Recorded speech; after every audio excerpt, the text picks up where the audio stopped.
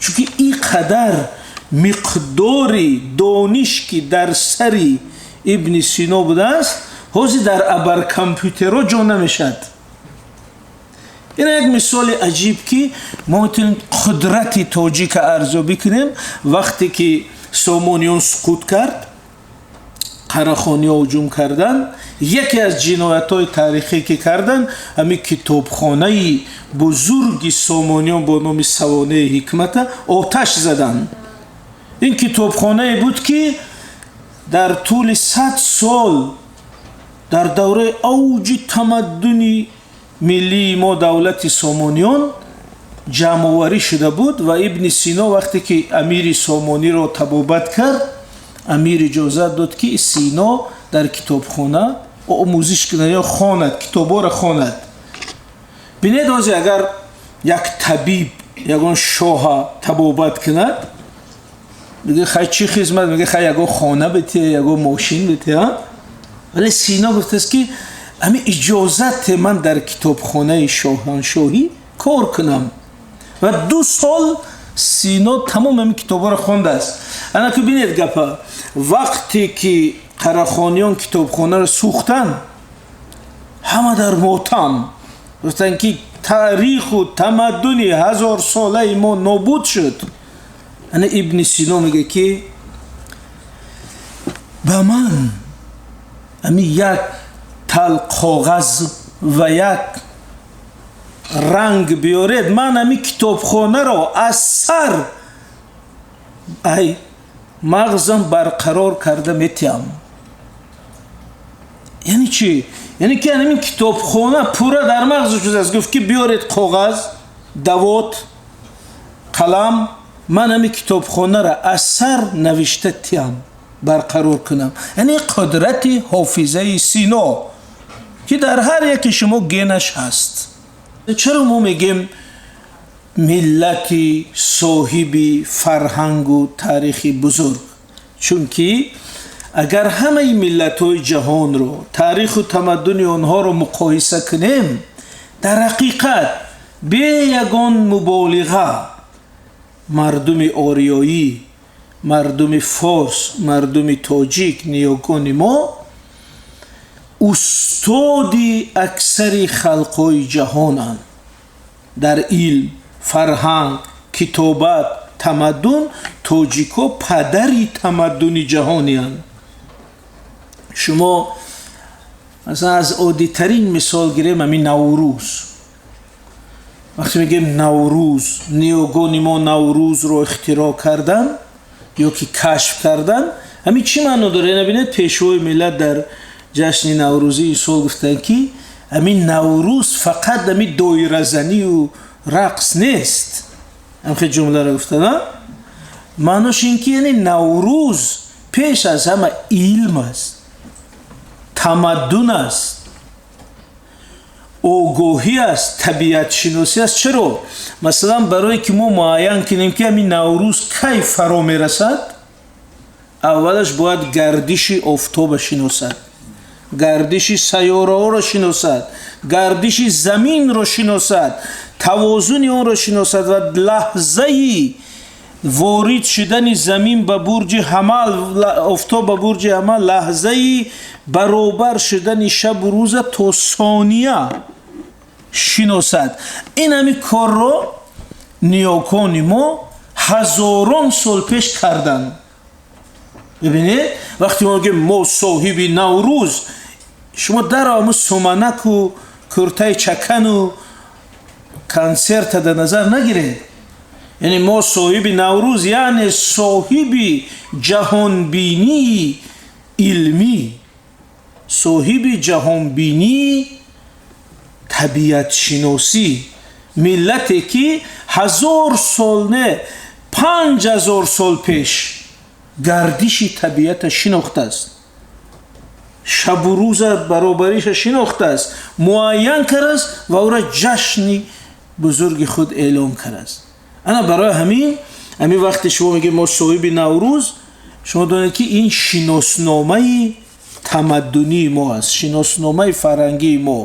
مثلا بینید سالی گذشته در همین سازمان ملل متحد کنفرانس آب و پیریخ‌ها با تشبوس تاجیکستان شد. در روز اولش تاجیکستان یک جشن برگزار کرد، کنفرانس با نام نوروز و آب، دو سرچشمه حیات. و چرا ما اونجا نوروز برگزار کردیم؟ چون که ما میخواستیم بگیم که ما همون ملتی که 5000 سال پیش نوروز رو، یعنی قانونی گردش طبیعت و زمان را کشف کرده است. همین افتخار و شناسنامه تاریخی ما. برای همین من اولی در قوس اینجا دانشکده فنای دقیقه در قوس میخواستم بگم که همین نوروز و دیگر مثالایی که از میاریم نشان میده که تاجیکان از اول جهانبینی علمی و طبیعت شناسی داشتن. ما همیشه همین گل و بلبل و شعر و سخن و شمع و پروانه خیلی نبودیم، وگرنه ما ملتی علم محور بودیم.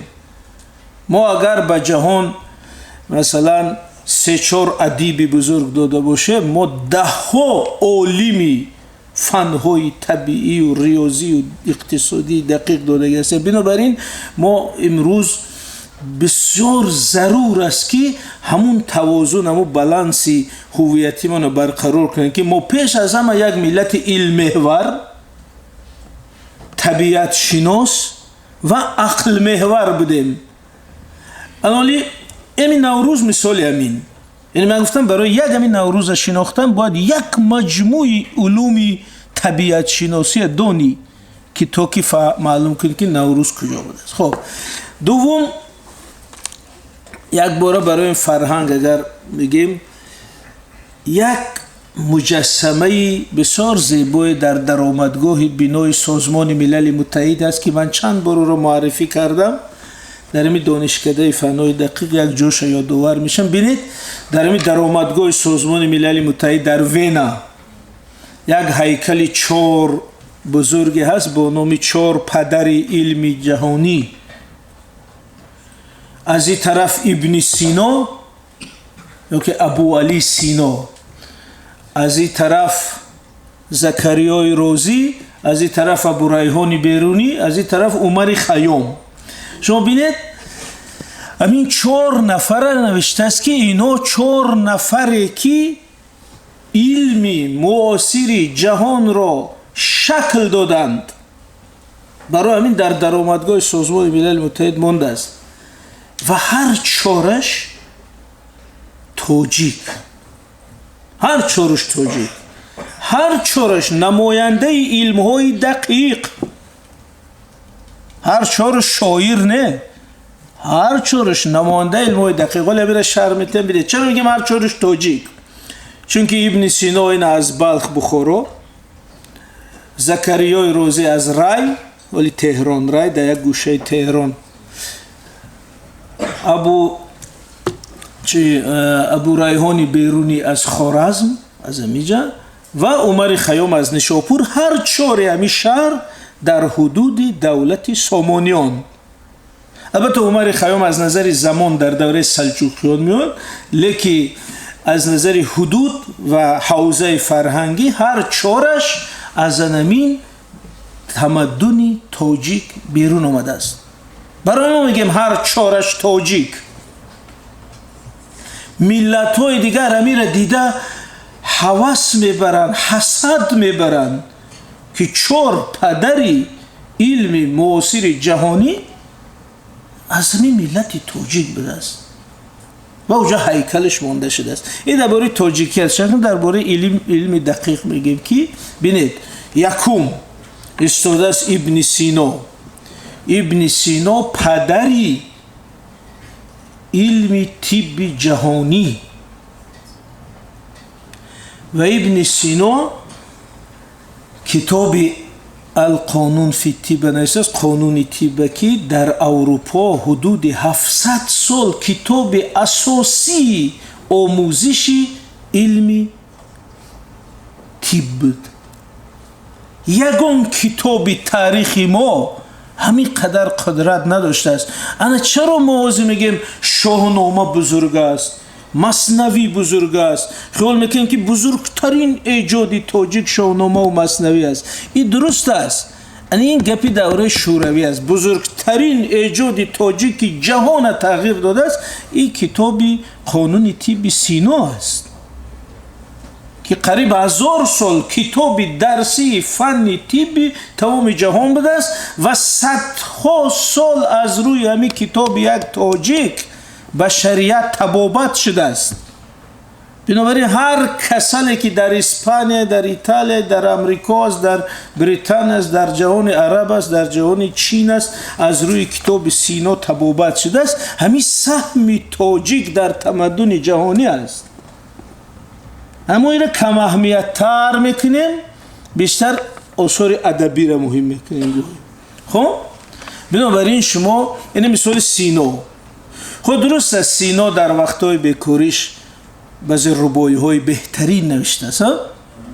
این ما از قعر گلی سیاه تا اوج زحل کردم همه مشکلات گیتی رو حل. خود همین قدرت تاجیک هم گفته است کردم همه مشکلات گیتی رو حل. این بابای شما، یعنی بیچارم نگفته است، گفته است کردم همه مشکلات گیتی رو حل. به همه سوالات جواب داده است.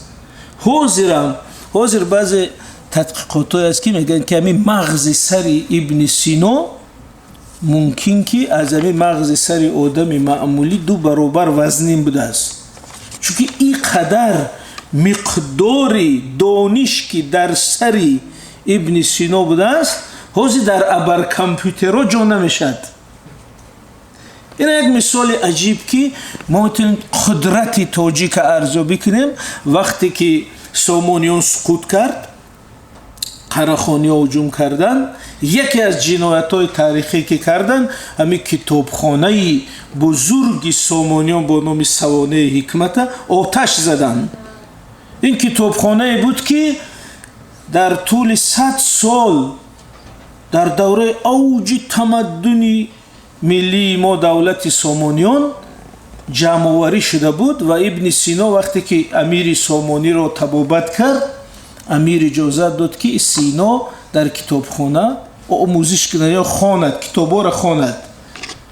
بینید آزی اگر یک طبیب یگان شاه تبابت کند میگه خیلی چی خدمت، میگه خیلی یگان خانه بته یگان ماشین بته. ولی سینا گفته است که همین اجازت من در کتابخانه شاهنشاهی کار کنم و 2 سال سینا تمام همین کتابا را خوانده است. انا که بینید گپا وقتی که قراخانیان کتابخانه را سوختن همه در ماتم گفتن که تاریخ و تمدن 1000 ساله ما نابود شد. انا ابن سینا میگه که به من همین یک تل کاغذ و یک رنگ بیارید، من همین کتابخانه را از سر مغزم برقرار کرده میتیم. یعنی چی؟ یعنی که همین کتابخانه پورا در مغز شده است. گفت که بیارید کاغذ، دوات، قلم، من همین کتابخانه را از سر نوشته تیم برقرار کنم. یعنی قدرت حافظه سینا که در هر یکی شما گنش هست. خب از همین رو یعنی تاجیک این خیلی قدرت عقلانی داشت، فقط لیریک نبود. این خیلی بود. دوم کسی که اونجا نشسته است زکریای رازی. زکریای رازی پدری خیمیا، کسی که همون فرموله یا عملی چی میگم ریاکسیون شیمیایی را با نام اکسیر شرح داده است. اکسیر حالتی بود که باید همیشه یک آرزوی بشریت این بود که از میس از نقره طلا آفرد. همین را نام خیمیا از همینجا میفتن که یعنی کیمیا کند. بنابراین همین زکریای رازی ریاکسیون شیمیایی را اولین بار شرح داده است. نامش اکسیر، یعنی از یک ماده تولید کردنی ماده دیگر، اکسیر نامش. دوم کاری که کرده است تقطیر نامش. تقطیر این از کلمه قطره. تقدیر چی است؟ از ترکیب موادها سپیرت خالص طبی رو جدا کردن. خب یعنی همین سپیرت اختراع کرده است. سپیرت که تمام جهان حاضر در اساس اون، تمام علم طب در اساس اون. اما پس توجیه همی کار کرده است، بنیاد خیمیا. بنابراین همین شما علم خیمیا رو خیال میکنید وای از مندلیف و لومونوسوف آمدن، شما وقتی کتاب خیمیا کشید بگی که این یک علمی ملی تاجیک است، پدر این علم یک تاجیک است. بنابراین من خیمیا رو همچون یک علم ملی خود باید آموزم. انا برای همین اونجا گفته زکریای رازی عمر خیام طرف استاده است. عمر خیام چی است؟ عمر خیام پدری وقت. عمر خیام ستاره شناس، کیهان شناس، ریاضیدان، متماتیک یعنی. و در وقتهای بیکاریش چند ربایی نوشته است. وقتی ستاره ها رو می‌آموزد، سیاره ها رو می‌آموزد، فرمول ها رو می‌آموزد، کتاب‌های متماتیکی می‌نویسد. بعد نوروز کشف کرده است نوشته است. بعد وقتی که خسته میشد یگان ربایی هم می‌نویسد. همین ربایی سرایی ممکن 1% آثار خیام باشد. فهمیدید؟ همین ربایی سرایی 1% آثار خیام باشد. ولی ما اومدیم خیام رو همچون شاعر در کتاب ادبیات آورده موندیم. و بچه تاجیکی کنی شاعرای نامبر که فردوسی رودکی خیام متماتیک، ستاره شناس، پدر علم وقت، پدر تقویم. ما رو بردیم در کتاب ادبیات جا کردیم. ولی من همیشه به وزارت معارف هم گفتم که یکی از پیشنهادهای ما همین است که فوراً همین خیام رو از کتاب ادبیات گرفته در روی جلد کتاب متماتیک ماندن در کار، که بچه ما وقتی فن متماتیک سر کند گوید که این فنی که بابای من را بنیاد گذاشته است، این فنی که ملت من را ساخته است. انا برای همین همه این هم افتخار را نشان میده، هم جهانبینی علمی ملت ما را نشان میده. همین خلاص. بنابراین وقتی خیام رو میخونیم، چرا خیام در ربایی قدر موفق شد؟ ببینید خیام قدرتش در چیست؟ یک عالم، دو عالم معنا رو بگیم که دو جهان رو در یک ربایی جمع کند. این قدرت یک متماتیک است. این قدرت یک شاعر نیست، این قدرت یک ریاضیدان است که او میتواند در همین فرمولای کوتاه مضمون بزرگ جا کرده است. اما برای همین ربایای خیامی مهم شما بینید، این پرزیدنت فدراسیون روسیه رو گفتن که در وقتهای بیکاری چیکار میکنی پوتین؟ گفت که در وقتهای بیکاری خیام میخوانم. چرا خیام میخوانیم؟ چون که در اونجا حکمت زندگی است. نباشه روسا هم شاعرای بزرگ دارن مثل پوشکین و لیرمونتوف و خیلی دیگر تا امروز. انا برای همین خیام کسی که یک خدمتش مشخصا گویم، خیام کسی که تقویم را ساخته است، کلندر. همین در مدت 2 سال در رصدخانه اصفهان با شاگرداش کلندر را ساخته است. کلندری که اون وقت میگفتن تقویم جلالی، چون در دوره جلال الدین سلجوقی ساخته است به نام شاهی، همون وقت تقویم جلالی. ولی امروز نامش تقویم گریگوریانی. همه می آموزه میگه من این روز 1 می است، این روز چندم است. این روز شماری موشماری تقویم اساسا عمر خیام در شکل یعنی گونه دقیق ساخته است. پس پدری علم وقت، پدری متماتیک. و چهارم کی گفتیم؟ بیرونی. شما ببینید در مسئله بیرونی بسیار دقت کنید که بیرونی پدری علم جغرافیا анамун дар дари созмони милали муттаҳид берунӣ истодааст. дар дасташ чи аст? глобус. яъне ҷаҳониён эътироф мекунанд ки ин кашфкунандаи курашакл будани замин аст. дар охири асри нӯ берунӣ, дар аввали асри да охири асри нӯ омадааст, ду кори аҷиб кардааст. шумо бинед ба ақл рост намед, ғайр аз ӯ китобҳои фарҳангиш. якум курашакл будани замина кашф кардааст, ихтиро кардааст ё ки кашф кардааст.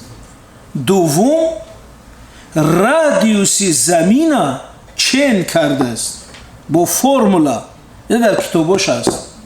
радиуси замина ӯ формулаш хеле ҷолиб. аз баландии кӯҳ, аз соя, аз чиё формула сохта, ахир радиуси замина чен кардааст. инами ҳозир бо асбобҳои навтарин чен мекунанд, ҳудудан 5-6 километр фарқ мекунанд. яъне барои замин ҳеҷ гап нест, барои кураи замин. яъне анаку мо китоби табиатшиносӣ, китоби физикаи тоҷикия мекушоем. наштаст ки галилей ихтиро кард, наштаст ки Коперник гуфт ки замин курашакл аст.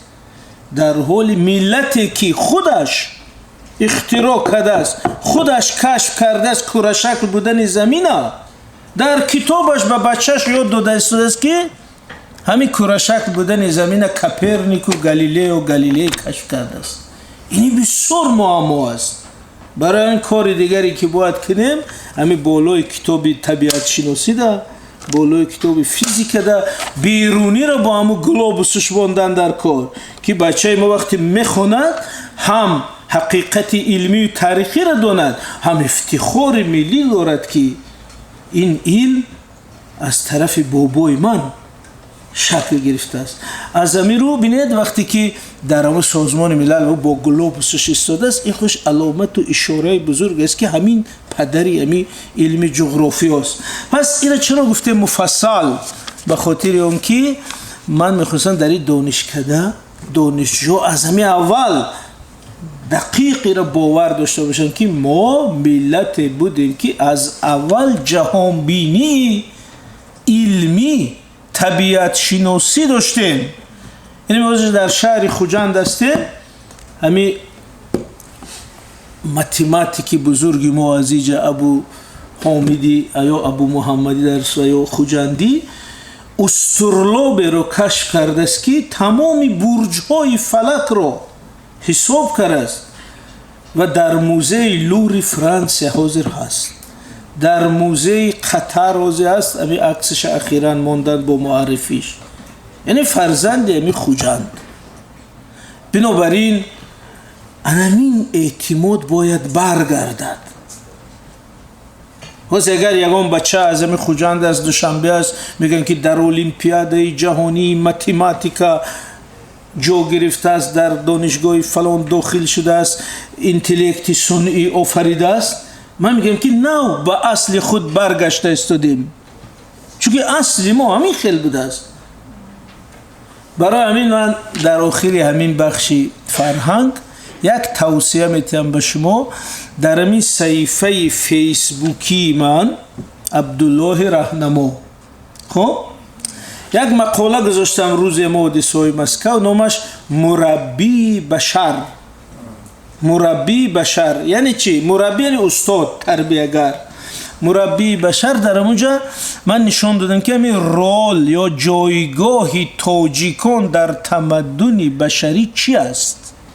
درباره جایگاه تاجیکان، خدمت آریایی، فارس‌ها، تاجیک‌ها کتاب‌های بسیار علمی است، ولی هم دسترس نیست، هم وقت نیست. برای همین من گرفتم از همین مجموعه خدمت‌های تاجیک‌ها در حجم 9 صفحه یک مقاله چه نوشتم، همون را موندم که انمو شناسنامه فرهنگی برای ملت، که مثلا چی کارا رو ما کردیم، چی اختراع ما کردیم، چی اندیشه ها رو ما دادیم، چی فرهنگ ها رو ما ساختیم. از همون شما بینید وقتی همون را نگاه میکنید میگید پس من فرزندی چنین ملتی بزرگ هستم.